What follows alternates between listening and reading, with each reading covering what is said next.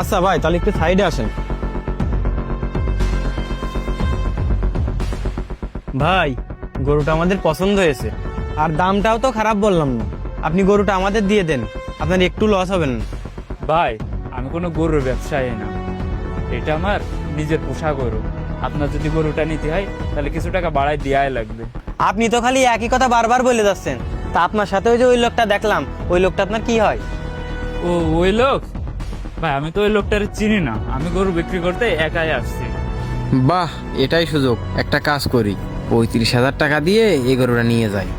ভাই, আপনারে 35,000 টাকা দিচ্ছি, আপনি কি গরুটা দেবেন আমারে?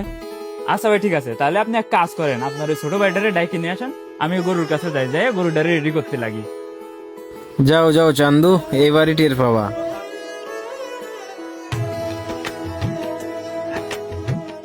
ভাই, এ জায়গায় 1,35,000 টাকা আছে, এই নেন টাকাটা গুনে নেন। এই তো পাইছি একজন লোক, কাজে লেগে পড়তে হবে।